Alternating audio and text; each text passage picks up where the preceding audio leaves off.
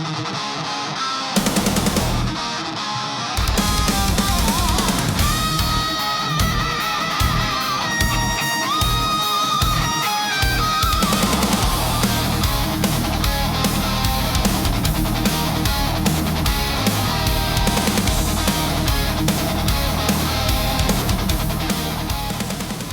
right, welcome back to all the movie lovers and 80s enthusiasts.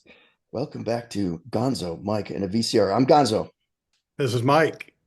So, as usual, we're going to discuss some of the best and worst movies from the 80s, 90s, and beyond. We're going to give you our take on them. We'll make a recommendation, and near the end here, we'll give each movie a rating. So, is your cell phone silenced, Mike? Because I'm ready to get It started here. it is. I have it on Oh, airplane mode oh, today. okay, there you go. That's good enough. So, in this episode, we're going back to 1983 with Michael Keaton in his first lead role. Um, this film is Mr. Mom. Now, I looked into this a little bit, Mike.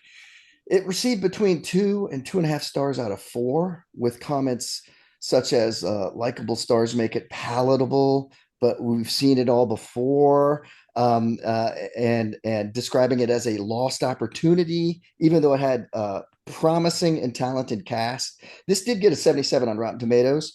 This was directed by Stan Dragoti and written by John Hughes. And this is a big deal here because it ended up earning 64 million at the box office, and because of that, Universal went and signed a 3-picture deal with Hughes for $30 million. And those 3 pictures that he wrote this Mr. Mom, but the 3 that came out of that deal because of the success of Mr. Mom were 16 Candles, Breakfast Club, and Weird Science. Those are some pretty big ones, right? Oh wow. Yeah. Yeah, that's big stuff. So there you go. So Mike, this is your pick. So I'm going to let you explain for those who haven't seen it or those who are just trying to remember it. Let you explain a little bit the plot. We'll give you a go at that. Go ahead. Sure. So Gonzo, this movie takes place during the early 1980s recession. I can remember that as a kid, but of course I was too young to understand the implications of everything. Michael Keaton is playing an automotive engineer named Jack Butler, who's married to Carolyn, and she's played by Terry Garr, who's a stay-at-home mom, and then they have 3 young kids. So movie starts out, Jack's heading to a typical day at work at the auto plant, but he gets unexpectedly furloughed when he gets there, so he loses his job. This is a hard hit for him, and it's hard to get another job at this time with the economy. In the meantime, Carolyn goes back to work in marketing. So most of this movie revolves around both Jack and Carolyn adjusting to the dynamics of the role reversal. Mainly Jack. Jack's got to get used to managing the kids' schedule, grocery shopping, taking care of everything to do with the house and kids. Jack's also having an identity crisis since he lost his job because he's trying to figure out, hey, who am I now? Carolyn herself, she's dealing with office politics and she's been out of the workforce forever. She's dealing with a sleazy boss who's trying to sleep with her. And oh, by the way, one of Carolyn's friends, Joan, she's also trying to sleep with Jack during the movie. So early on, Jack's feeling inadequate when he sees Carolyn's boss, Ron, dressed to the nines, come rolling up in a limo. He tries to overcompensate initially because he's a stay-at-home dad now. Later on in the movie, Jack and Carolyn go to a big party at Ron's huge house, which also has a competitive tournament for the men. Jan sandbags for Carolyn so she won't look bad at work. But by this time, he's just losing all sense of self and who he is as a man. So he starts getting lazy. He stops showering. He stops changing clothes. He grows a beard, starts watching soap operas. And so this goes on for actually quite a while, but he has a daydream where Joan comes over to sleep with him. Carolyn finds out and takes him out with a 38 revolver. So this motivates him. Cue the Rocky music, which Rocky was only a few years before this. He regains his pride, his sense of self, but Carolyn's still taking her job, still taking all of her time. She's working late, which only gets worse when Carolyn comes up with a winning campaign for their biggest client, Schooner Tuna. Work takes priority. Carolyn misses Halloween, all these family events. And then she has to go to California for several days. So this is a role reversal for their relationship. Jack finally gets a word that work wants to talk to him. The babysitter shows up. He's going to leave the kids at home, but babysitter's a train wreck. So Jack takes all three kids back with him to the job. Upper management wants to talk about the issues with the company. Jack's supervisor's been lying about Jack and his coworkers. So Jack ends up looking good there. Carolyn's in California helping the head of Schooner Tuna make a commercial. So in the meantime, all these housewives that Jack's been friends with take him to a male strip club and just like a grocery store early in the movie. He's the only guy in the whole place. When he gets back that night, he calls Carolyn in California, hotel room. Ron, her boss, picks up. Ron's been trying to come on to Carolyn. Carolyn ends up punching Ron out. Next day or two, Carolyn returns home at the same time that Joan is coming over to seduce Jack. So this is like a soap opera in and of itself. At the same time, the exterminator, TV repair, everybody's there because Jack has, turned over a new leaf, taking pride in what he's doing. But he is asking himself toward the end of the movie whether he might sleep with Joan because it seems like his marriage has gone down the toilet. But he and the wife reconcile. Jack and Carolyn come to an understanding. End of the movie, Jack's boss comes back. He wants Jack to come back to work. Carolyn's boss comes over because she's been a rock star at the company. I think in the end, they both end up working at least a few hours here and there. I think Jack is still the primary breadwinner by the end of the movie, gets his job back. Everybody lives happily ever after. Yeah, yeah, that's that basically that was good, man. So bottom line is the name of the movie, Mr. Mom, this guy, the crux of it here, this guy's got to suddenly be a stay-at-home dad, right? Yeah. And figure it out. And where all that comes from. So all right, very good. So first off, now I know this is your pick. So when Yeah. I was gonna ask you, like, when had you seen this movie before you watched it to prepare for this? How long has it been? Okay, I saw this movie in a theater. I cannot remember if I was with my buddies, it sounds like a movie that probably mom, dad, and I went to because I was 11 or 12. Yeah. So that's about all I remember about it. All right. So yeah, I looked at the year of this movie and I have never seen it all the way through. I've seen it in spots Yeah. before I watched it to prepare for this. I've seen it in spots here and there, never watched the whole thing all the way through. And I did not work at the movie theater during in 1983 when it was released. It was a year or two after that. Um, so never seen it through. So first take, I'm gonna start with my first take on this. Is like Mhm. I see a huge similarity to this to Hughes's John Hughes's Uncle Buck, which was in 1989. It almost Uncle Buck's like the uncle who's the guy who doesn't really have a great career going, but then has to come take care of the kids and learn Mhm. how to run a household. And there's like a sexy neighbor across the street who comes over and tries to seduce him and everything. So this Right. is very similar. It doesn't surprise me because Hughes wrote it.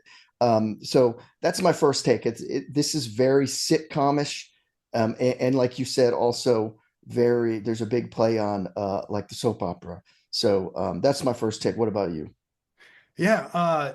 Well, first of all, I just want to say that's a great take. It did none of that occurred to me, and now that you're saying it, I can see so many similarities.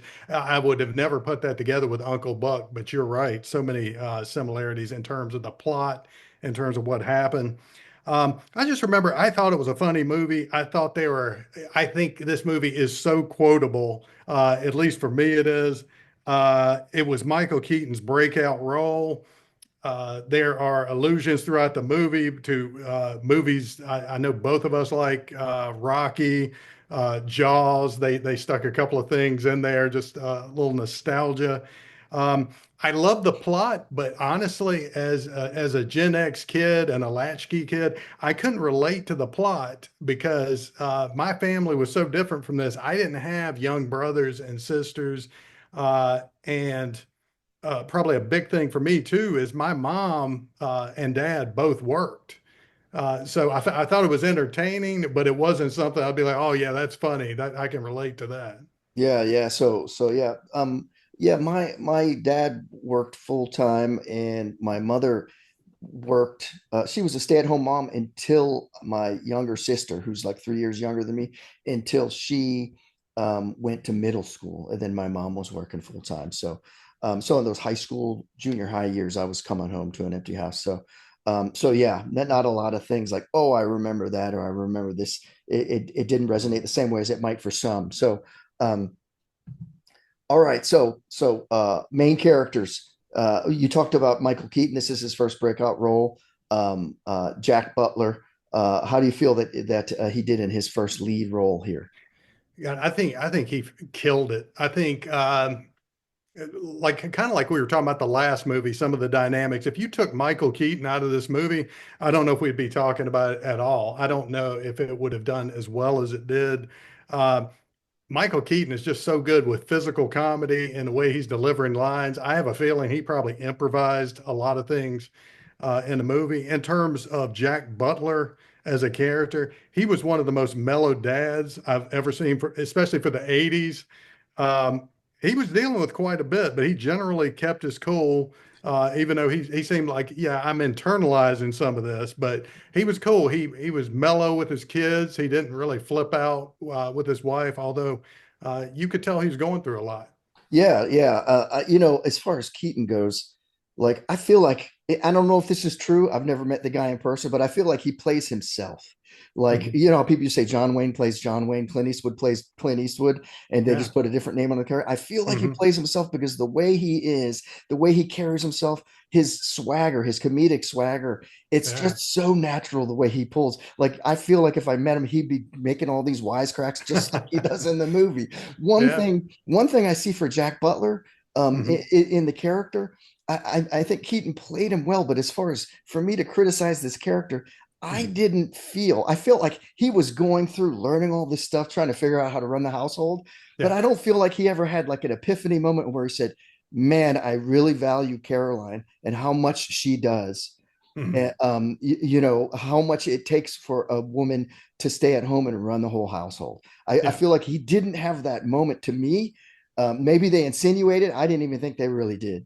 But I just felt like he should have been a little bit more like, wow, this is all these struggles I'm having Yeah. running this household and taking care of these kids. This is hard. I so appreciate my wife for all that she's done. I feel like that wasn't there, and I feel like that Yeah. needed to be for me to really, really respect his character a little bit better. But he's a funny guy. He stands up for his family. He punches people he punched his boss for talking smack to his kid or talking rudely to his son or something. Yeah. So yeah, I thought it was interesting, and he had a funny role. I just feel like he should have appreciated Caroline, Yeah. which brings us to her. So this is Terry Garr. Now I gotta say, as far as this character, I love her.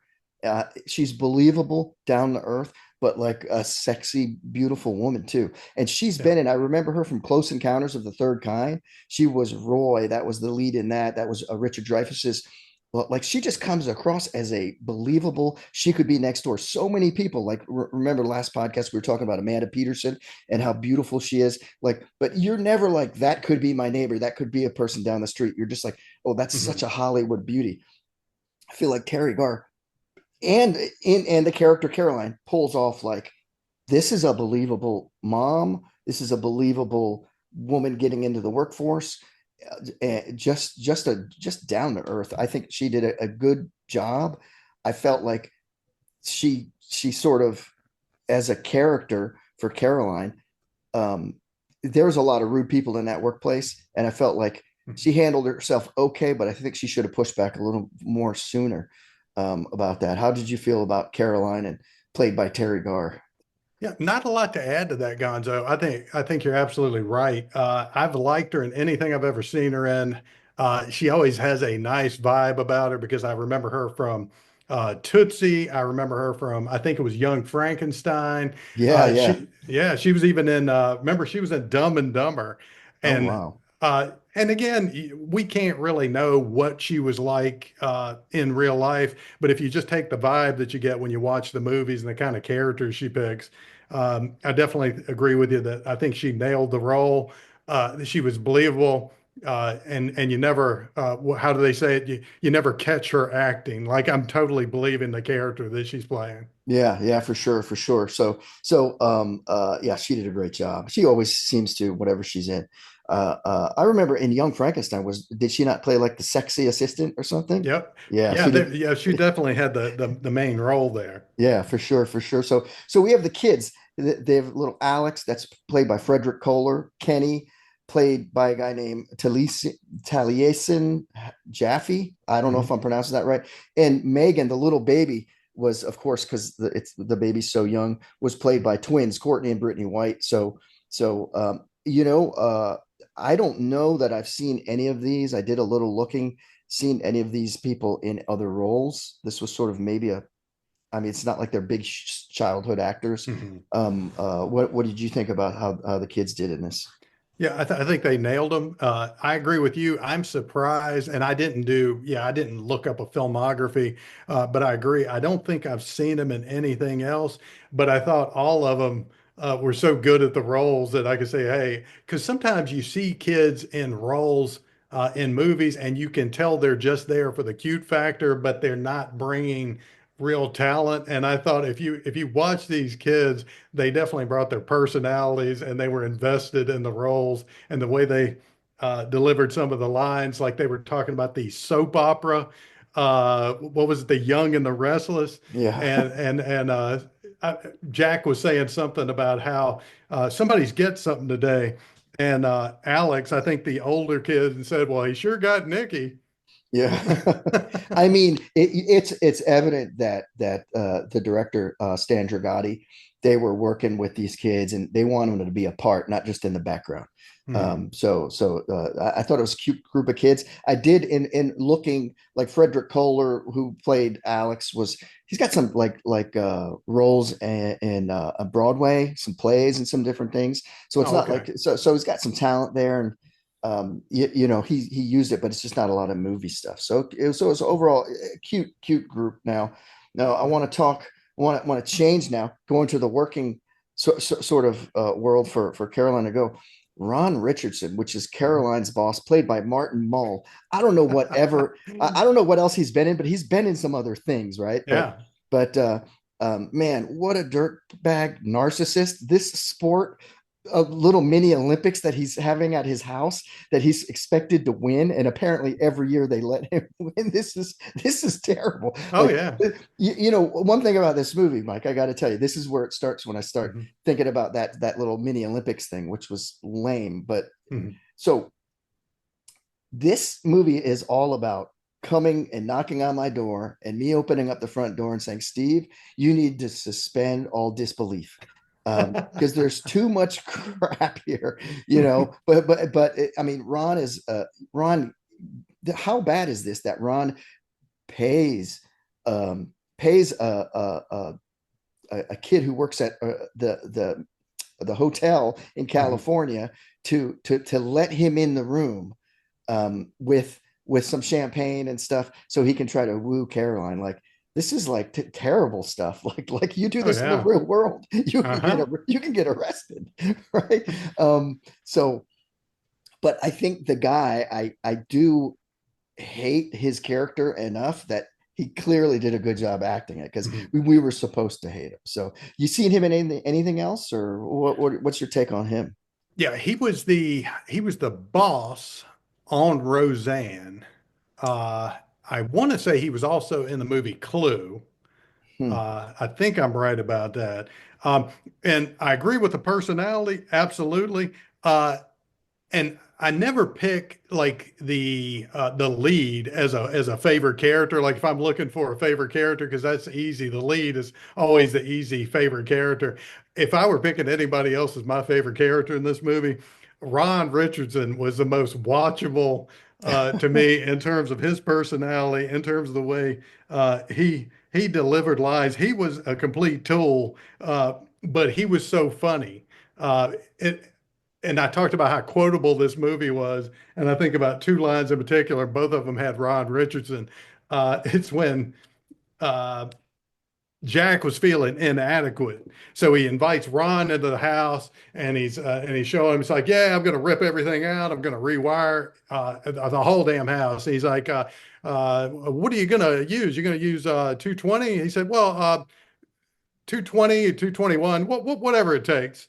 Yeah. So there was that line, and even in the dream sequence, when Terry Garr took out Jack with a 38, and Ron is leaning over Jack's body. He's like, "Good Lord, what'd you use, a 38?" And she said, "Oh, 38, 39, whatever it took." Yes. Yeah, Yeah, that yeah. was incredible. That's good. That's good. Yeah, I mean, he very predictable, a predictable ass, right, in this. But hey, at least that character is an authentic person to himself. Yeah. So and then there's Joan, um, who's sort of like the main character that, like, Ron's the main character that Carolyn has to deal with at work, and Joan, Carolyn's friend who hits on Jack, she's the main character that Jack has to deal with. So she's played by Anne Gillian. I don't know that Mhm. I've seen her in too much. I know she has been in some things, but what did you think about how she did in her role? I thought she was great in the role. This is probably I had seen her here and there in different things, probably some secondary roles in movies. I did look back. She Her first role I think was in Leave It to Beaver. Oh, wow. So that was amazing. So she must have been a childhood star that just was talented enough to have an entire career. In terms of the character of Joan, she was what, auburn hair, and this is the first time I'd ever seen Ann Jillian in anything except she always had blonde hair in everything I'd seen her in. She was perfect. She was flirty. She was funny. And she was determined, like, hey, this is going to happen. I'm going to get Jack. And it was one of those things where is she that sexually attracted to him, or does she just want somebody in her life because she doesn't have anybody? Because I remember when one of the other girlfriends said, "Hey, he's married," and she said, "So were we once." Yeah, yeah. So yeah, she wants to get back into that life. Yeah, yeah, yeah. I again, she makes me think about Uncle Buck, and I got to be thinking the sexy neighbor who's trying to hit on Uncle Buck. They Mhm. really, really portrayed her, like you just said, in Uncle Buck, as like she is just lonely. Because in Mhm. Uncle Buck, there's one time when she has to leave, and she goes, "Oh, well, I guess I'll just go wait for the FedEx man or something." And and so she's playing that part. They didn't really press it.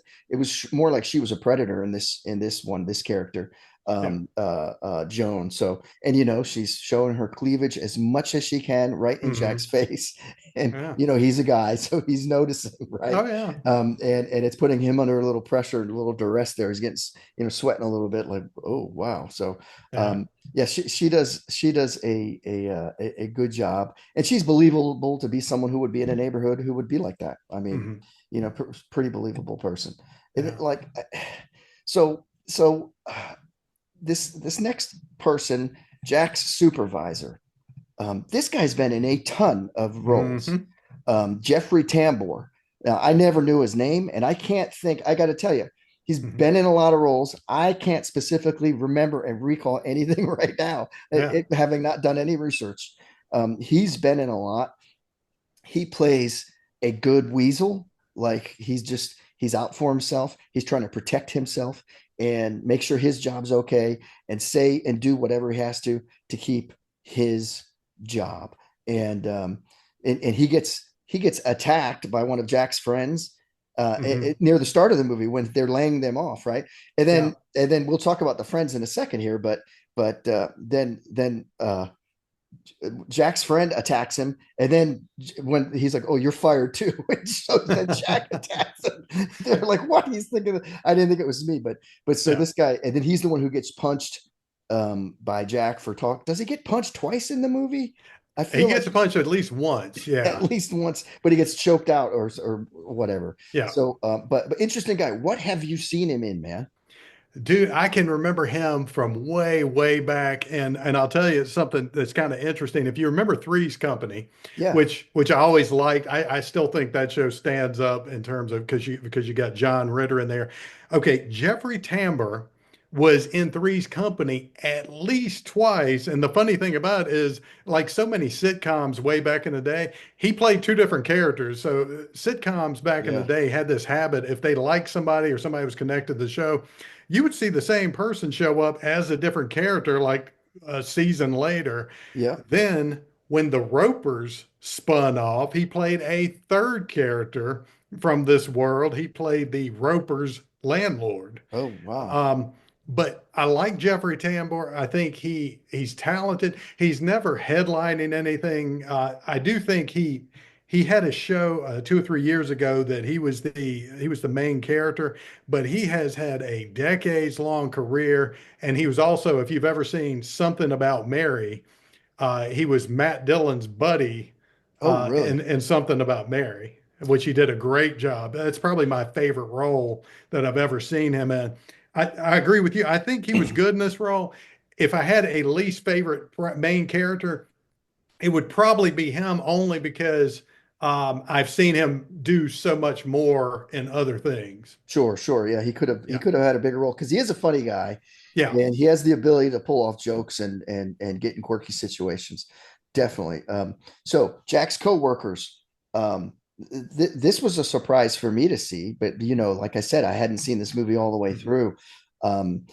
His coworkers, Larry and Stan. Larry's Mhm. played by Christopher Lloyd, which Yeah. shocked me, and Stan's played by Tom Leopold, who I don't really know. But so what are your take on his coworkers? They're all them, and I don't know why we said his boss. To go back to that, Mhm. Jack's boss, his name, I don't know why in this movie is Jinx. Mhm. That's like I don't get it, but Yeah. but then Larry and Stan, so they're all four carpooling together. So these guys are in the carpool at the start of Mhm. the movie. Because back then, remember there was lines for gasoline. There was sometimes the prices were so high, or there was shortages of gasoline. So people started wanting to save money, and cars. That's when all the little tiny Hondas started showing up on the roads that get 50 miles per gallon, and people were all Mhm. about saving money. So these are four executives. There's engineers, and then their boss all carpooling to work. So that's the type of thing that did happen. I remember my father carpooling down to DC with in a big van full of like 12 people Mhm. for much of his career. So what do you got for Larry and Stan? They were a couple of kind of secondary characters, like you said. They're through the movie, and you did need them because they were key to some of the plot. They weren't given a whole lot to do, with the exception of, like you said, that one scene where they were trying to choke Jack's boss out Yeah. because they could tell he had been lying to him the whole time. Uh, yeah, Christopher Lloyd, I was surprised. You can almost forget he's in this because he is so clean cut. He has Yeah. that nice haircut. He fades into the background. And this is after he played Reverend Jim on Taxi, which was a pretty big role for him in the late 70s. So I was surprised they Was didn't that give was that him. late 70s? Yeah, I feel like Taxi was I can't remember. Well, yeah. that's crazy. I felt like this would have been after Taxi, but not too Oh, it far. was after It Taxi. was after this was after Taxi, Yeah, and that's why. and Yeah. he played Jim, who was like the ultimate burnout guy, right? Hmm. Who like Yeah, you couldn't believe was driving a taxi, right? right. But his best role though, right? I mean, Back to the Future, is that his biggest role to you? That was his like starring role, and I feel Yeah. like Back to the Future, like you mentioned, I feel like one reason he took that was because it was playing against type and keeping him from just playing burnouts, like you said. So I think that really helped his career out with Back to the Future. Yeah, although he had there's an element of being the genius who really doesn't know Mhm. what's going on 100%. Yeah. If I go to Back to the Future, I just got to say my favorite thing about that movie. I know I'm getting on the sidetrack here, but it is what it is. So when who's the guy who's the star of Back to the Oh, Future? Marty McFly, Yeah. Michael So J. no, Fox. no, Michael J. Fox is telling him, I'm from the future. I'm from the future. And he's like, he's asking him questions to try to verify he's from the future. He was like, "Yeah, I'm from 1980, whatever." And he says, and Christopher Lloyd, as the professor, says, "Who's president in 1980?" And he says, "Ronald Reagan." And he starts laughing. He goes, "The guy who's in the movie with all the Uh-huh. chimpanzee." That's all right. Like that's just a great part of that movie. But Oh, Christopher yeah. Lloyd, yeah, he could have done more in this, but I guess it just wasn't in the Yeah. cards.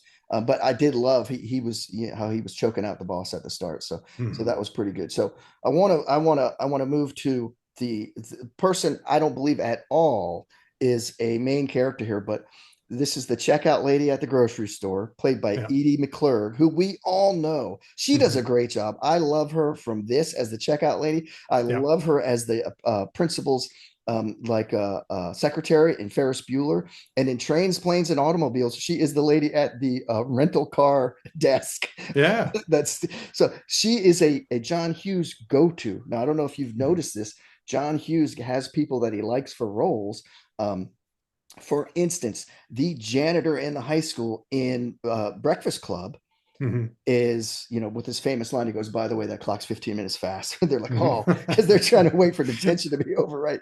Oh And yeah. he plays the oily bohunk that in 16 Candles Mhm. that Molly Ringwald's sister marries. Like, so there's two. He's in that movie. He's like the mobster's son who they marry. Like, so you Mhm. see John Hughes using people again when he likes them. Yeah.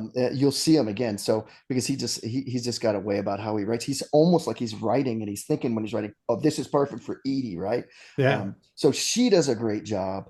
Um, like when he's trying to buy the tampons or whatever, she's like, I think there's a discount on these, and he's like, she says, "I think these are on special." He goes, "No, forget about it, just ring it up." So Yes, she says, I'm going to need a price check. And he grabs a microphone. He's like, yeah, you know what? Go ahead and cancel that price check. yeah, he grabs the line. That's another part where I feel like I don't know if that was in it or if they just. Uh-huh. I don't know if that was if that line was written for him to pull that microphone. I mean, Right. but that's Michael Keaton at his best, right? Yep.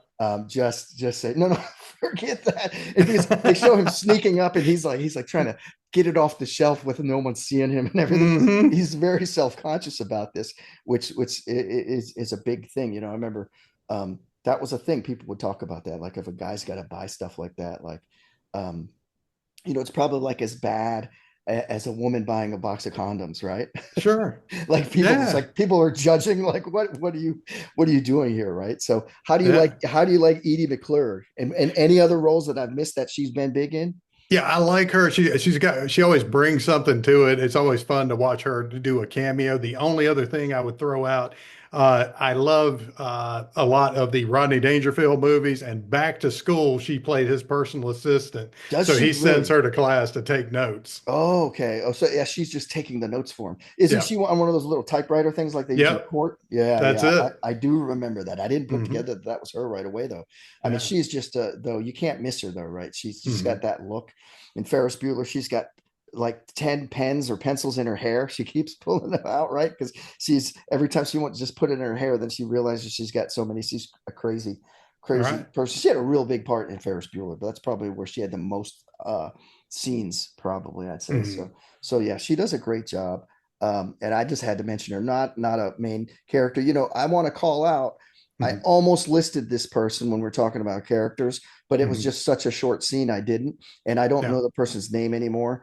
But the lady at the deli counter, it's Oh, hilarious. yeah. like, so this is again Jack just trying to figure out what he's going to order, what meats, and Hmm. everything else. Can I have some ham? Yeah. Do you want boiled ham? Do you want baked ham? Do you want honey ham? Do you want like every he's got everything. And so this is another thing where he's realizing like, wow, shopping's not that easy. I just feel like there should have been so much more respect for the homemaker's role when he's realizing how hard this really is, right? All the stuff that she goes through every day, like Yeah. she can do it with half of her brain tied behind her back, right? So, Hmm. so favorite part or scene? What is your favorite part or scene?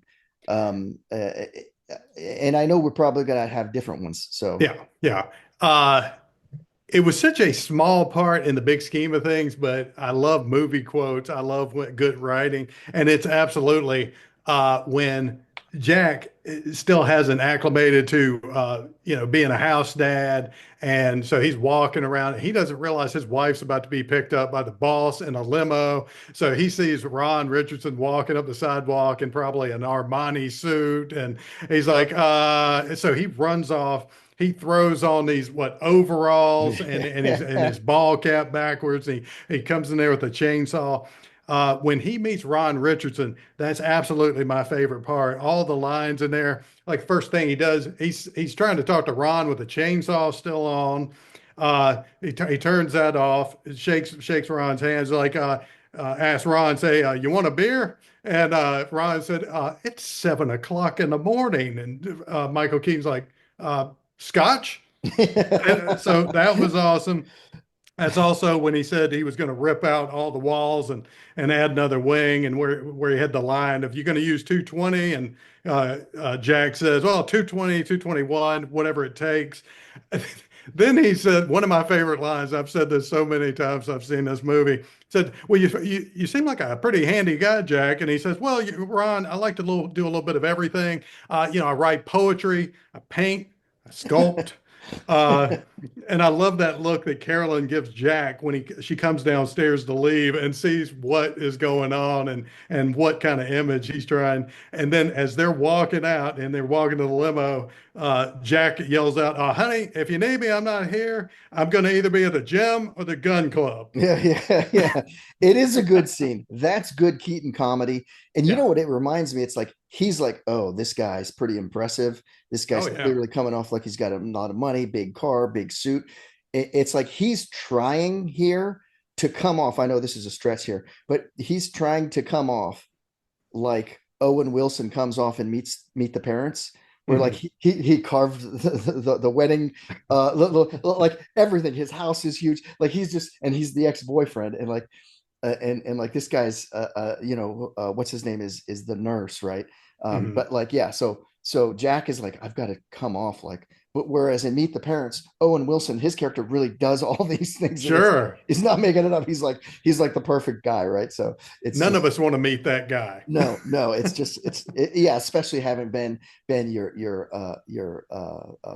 it was like your fiance's ex-fiance or Mhm. whatever it was, right? So yeah, that was a funny stuff. And so my favorite part, the entire grocery store scene. I Mhm. I just love it. Is good comedy. It's not like, I mean, oh, I have right of way. There's so many little cliches like that. A guy who never shops might not Right. know, right? Is there right of way? And then the Mhm. kids are there. He loses a kid. He doesn't know what to order at the deli. He's Mhm. getting called out by the lady. He's trying to sneak to buy the tampons. And then Edie McClurg's there calling it out in front of everybody. This is like a nightmare for him. This whole scene at the grocery store, the kids are knocking stuff off. He loses a kid. He gets the wrong cart with the kid. He runs back and gives it to a lady. She's like, I don't even have kids, right? Like, I mean, Right. for this scene alone, I'd say if you haven't seen it, you got to check this out because it's just hilarious and it goes on for a little while. Um, Mhm. so because all the ladies are getting frustrated with him at the deli counter, because after he goes through what type of cheese, what type of American cheese, what type of cheddar, oh, do you want sharp, do you want light, do you want yellow, do you want white, do you like all these things, and then at the end, like he's been there 5 minutes already holding up the line, and he goes, let's start over at the ham again. Those ladies are like, what are you talking about, right? Oh yeah. So that is a great scene. And again, that's then he runs into Joan there, right? And she's Mhm. offering to help him out or whatever. So love that scene. I agree with you. And those two scenes that we called out are different, but Mhm. it's just pure comedy, right? Yeah. It's pure comedy. So a different sort of style of comedy, but he does great in both of them. So okay, I've got to start talking about what I have problems with this movie about. All right. Mhm. So least favorite part or stupidest scene. So the dream sequence. The dream sequence to me Mhm. is just terrible. I have to suspend so much disbelief for this entire movie. Yeah. Let me just go now that I'm thinking about it right now. Not, I know you're thinking, oh, it's a throwback to Jaws, but like Mhm. so much disbelief. Like The vacuum cleaner scene is the stupidest thing I've ever seen. I don't even, that's way past comedy to me. This Uh, is like going from funny cerebral comedy things that make me laugh, and suddenly we have this vacuum cleaner thing. I'm like, this is like terrible British humor, mhm. like worse than Monty Python stuff. That's just, let's do something totally stupid and hope Yeah. everyone laughs. And it's like cornering, it's got a mind of its own. Mhm. It's too much for me. It's too much for me. Yeah. And so I got to say, thumbs down on this scene. In the dream sequence, they're Mhm. trying to be funny. There is a dream sequence in one of my favorite movies, comedies with Tom Hanks, The Mhm. Burbs, but it fits a little bit better because that's like supposed to be like a horror comedy. So, and he's having like a bad nightmare. Yeah. And I still, that's my least favorite part of that movie. So when we have to, like, I'm thinking, I'm like, feel like I'm already in a dream Mhm. watching this movie, Right. the whole thing. And to me, it's just too much for me. So Uh, I would give a dishonorable mention also to another stupid scene. All of these maintenance people showing up at once. It's the guy for the water heater, and that's mhm. when the washing machine's coming to its having a life of its own, and then the exterminator is coming, and then the lady who's fixing the TV set. Like, these are, there might have been someone else, I don't even remember, but all of them at the same time in two separate scenes. They're all there. Mhm. That this is it's too much for me, man. It's too slapstick. That it gets it's crazy. It's crazy. What do you got, man? Oh, I knew when I brought this movie up, Gonzo, I said it's going to be fun just hearing your Oh, reaction to the different jeez, things. I would jeez. say the dream sequence, and I'm just going to bring up because we're talking about it, and you may have missed it only because, like you said, you were like, okay, I can't buy into this at all. When we were talking about appreciating Carolyn, that is when, and it maybe it's his subconscious because we're trying to figure out, is this a real dream? Is this something that's going through his mind? What is It happening? seems like I'm thinking it's a daydream because it's like Right. while he's watching a sitcom, right, or something. Yeah. So so I'm taken away from that when Carolyn is like he's trying to figure out how this happened. He's lying there on the floor. She's already taken him out with a 38. And it's like, why couldn't you do it? I did it for 8 years. You know, she's telling him, I did exactly what you can't stand for 8 years. I did my part. I was a team player. So I just want to mention that with the dream sequence. You had mentioned my least favorite part earlier. I don't know if it's the least favorite part. It's definitely the dumbest scene for me, and that's the tournament field day at Yes. Ron Richardson's house.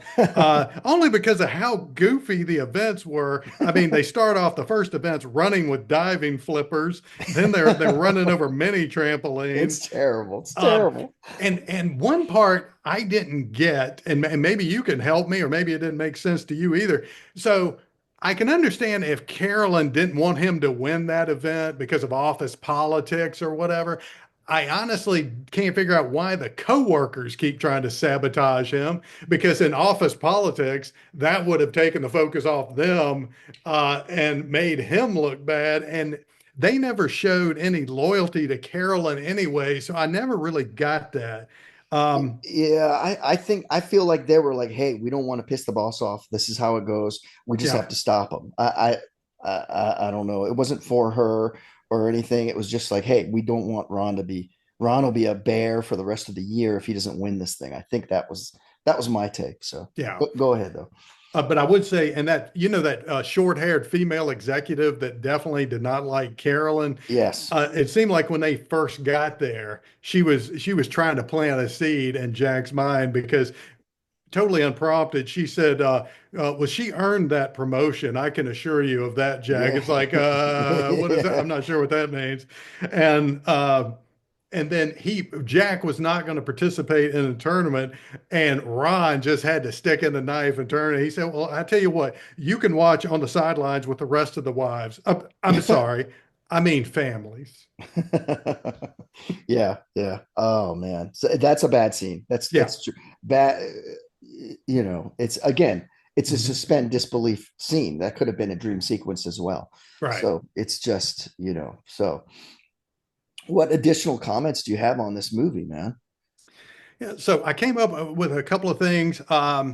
I was looking at how this movie even came about because I was looking at some reviews on Rotten Tomatoes, and you know how I'm sure you've seen this too. Some people take movies personally just because a character reminds them of something they've gone through. Yeah. They start getting offended because, well, my dad was a completely competent person, or my granddad. It's like, this is not about your family. This is about one family and one character with a certain dynamic. So the premise actually came about from a true story when John Hughes told Lauren Schiller Donner about a disastrous experience he had looking after his own two kids while his wife was away. And then the two ended up writing a movie script together. In terms of the other trivia, and again, if you were like me, this was not the biggest movie of the 80s, so it was harder to find trivia. Michael Keaton turned down Splash to do this movie, at least in what I'd found. Ron Howard was also asked to direct this movie, but of course, he turned it down to direct Splash. This was the first movie that Michael Keaton got top billing. Year before this, he was in a movie. I don't know if you've seen it or not, Gonzo. It was called The Night Shift with Henry Winkler. I have not seen it. That's on our list though to watch though, right?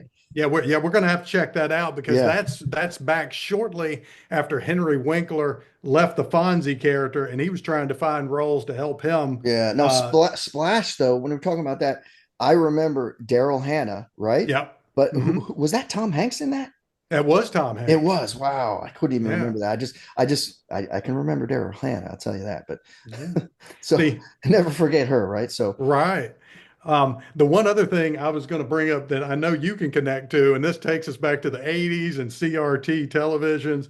Um, the Jaws vacuum, which I know you hated, yes. but it reminded me so much of when you were a kid and your mom's vacuuming the floor, your dad, whoever's vacuuming, and they're vacuuming close to the TV. And because it's a CRT, it's not like a plasma or 4K.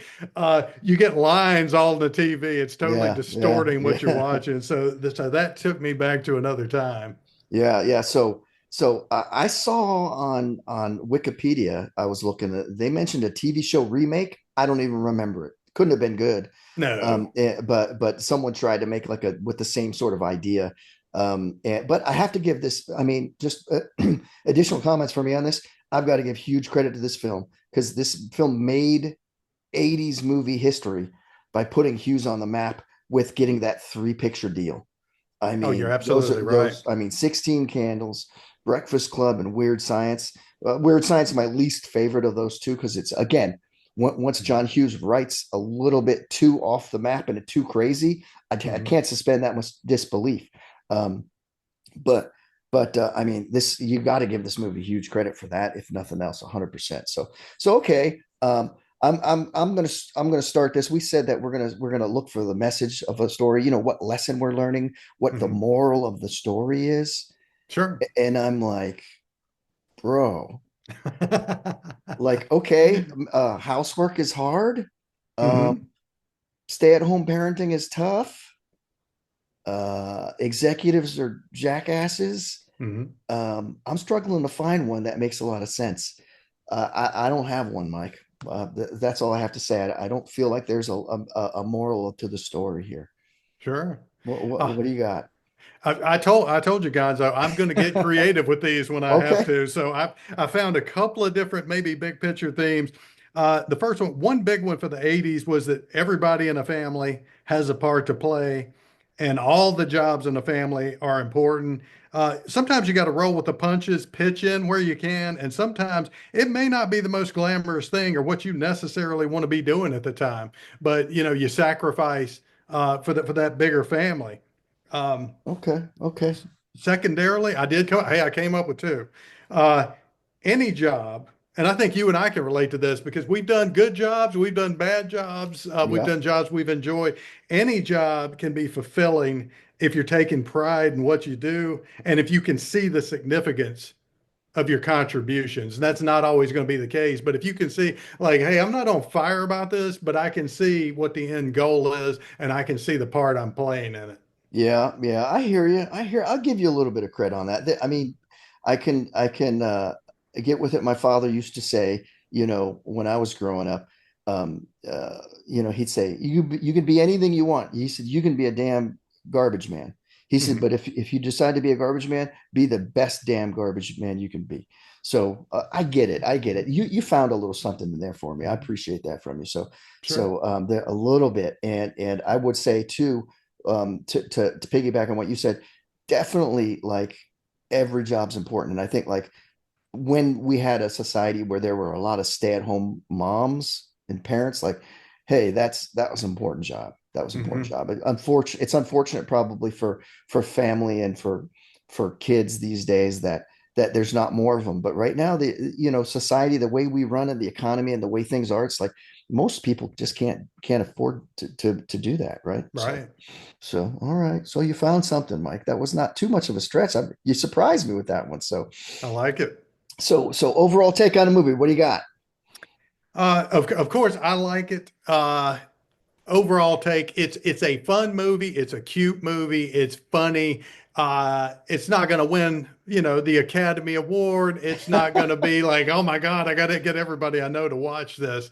But I do think it's funny, and especially if you're a Michael Keaton fan and you haven't seen it, I think it's great. All right, all right. So my take on it, Mhm. man, you know, I, it's a little over the top for me, man. And I know Yeah, the type of person you are and the type of entertainment you like. yeah, This is not going to be my only experience sure. where there's movies. I already see some movies on the list that I'm like, oh, geez, like Hmm. like he wants to watch that one. What's Oh he doing yeah. to me here, right? So overall take on, I'm like, not so great. Um, I like that it's a part of history and got Hughes sort of on the map. Like after writing this, he gets the big deal. Mhm. But Hughes, you a little inconsistent too. Like I don't even put Weird Science on par of the level of movie that Mhm. 16 Candles or Breakfast Club is. I agree with that. You know, it's like this is more Weird Science-ish, Mhm. or Weird Science is more Mr. Momish. So not my favorite movie. I'll just leave it at that. Mhm. Um, so we want to go to our recommendation: watch it or trash it. So this is going to be weird. I'm not going to say throw it in the trash, Mike. Uh, if, Okay, I'm surprised. if you have, well, let me explain. Okay. And my wife had never seen it too. We watched this together, and I said, "Hey, Oh. we've got to watch a movie." She's like, "Is it one of Mike's picks?" And I said, "Yes, it is, but let's just watch it." There's, some, and after we watched it, I said, "What did you think?" She said, "Well, Mhm. I guess I'm glad I watched it, Yeah. but I'm not going to watch it again." Yeah. And so Yeah. I would say this: if you haven't seen it, watch it once, Yeah. and that'll be enough for you. I feel like. So, okay, what do you say? Watch it or trash it, Mike? Yeah. And and I do have enough insight that there will be some movies that I realize there are certain things that resonate with me, especially at the time frame when I watched the movie. Yeah, yeah, I've even said that about the Brady Bunch before because I've had this conversation about Saved by the Bell, and I talked to people who grew up with Saved by the Bell, and I said, I don't enjoy that. I think it blows, and they're like, "You're crazy, you're crazy." I said, yeah. "Bear with me for a second." Now, I didn't catch the Brady Bunch except in syndication. I wasn't Mhm. watching it when it first came out. I said, but I'll be the first one to say, if you're a fan of the Brady Bunch, it's probably because of the nostalgia. I said, if I watch the Brady Bunch today, or I watch Gilligan's Island, and I had never seen those back in the day in the early 80s, I'll be the first one to say I would probably think they suck. Yeah, Anything that we're nostalgic about, we always have to step back and say, okay, let's look at this in context. So I would say, in terms of watch it or trash it, uh, definitely watch it if you love 80s nostalgia, you love Michael Keaton, and like you said, if you can suspend disbelief. If you like the kind of movies where you're like, I realize there's going to be some goofy stuff in here, and it's something I like or something I can look over. For someone that is not Gen X. I don't know if it's really going to resonate with them because it's not going to be this nostalgia factor. They might find it somewhat interesting in terms of just the social dynamics and the technology or lack of technology. that was available, and some of the things that happened in this movie that wouldn't happen today. Yeah, and I would love to hear someone, like if someone in their 20s or 18, 19-year-old person, Yeah, a senior in high school looks at it not right now. I'd love to hear what they'd say. I don't have any clue what they would say. yeah, So all right, all right. So you're going to say watch it, yeah. but be prepared. Prepare yourself. That's right. Brace yourself. So all right. So let's give it a rating now. I'm going to let you go first.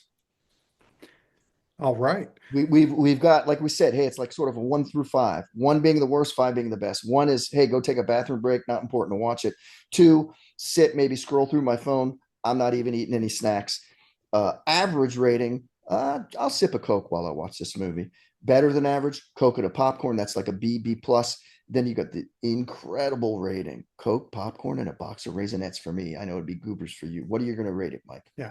And this will not surprise you at all. But like you said, you kind of know my taste in movies. There are some movies we absolutely connect on. There are Yeah. others where we're just going to Listen to you diverge. qualifying it already. You're I know. qualifying it. I'm laying out What the. is your what That's is your right. I'm getting a rating? lot of caveats here. But believe it or not, I'm only giving it a Coke and a popcorn, cherry Coke and a popcorn. And I will say that is a Mike rating. I think anybody else watching this might say, I'll give it a Coke. I can tolerate it. It was okay, but that's as Yeah. high as it goes. All right. All right. And that's Yeah. right where I'm at, Mike. I'm like, give it a Coke.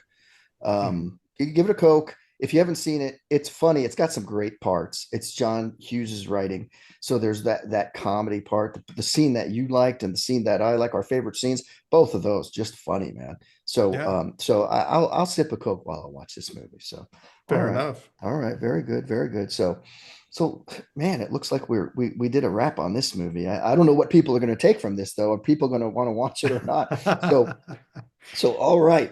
So we're wrapping up. Mr. Mom, thanks for listening to Gonzo Mike and a VCR. If you enjoyed this, please follow or subscribe. We would really appreciate it. If you have a movie you'd like us to watch, or just have a comment, or even if you'd just like to send Gonzo a little bit of weed, shoot us an email at gonzomikevcr@gmail.com. That's GONZOMIKEVCR@gmail.com. It's going to be checked once daily. I'm going to take that on for you, Michael. So our next episode, we're switching tunes here. We're going to get serious and watch one of my favorites, Then and Now. Tell them what it is, Mike. This could not be more of a 180 from Mr. Mom Gonzo. We're gonna be watching Full Metal Jacket. Yeah, perfect, perfect. So look forward to that. That's going to be an intense conversation, I know for sure, especially both of us with military background, right? So folks, that's a wrap. I'm Gonzo. Mike, Until next time, keep watching movies.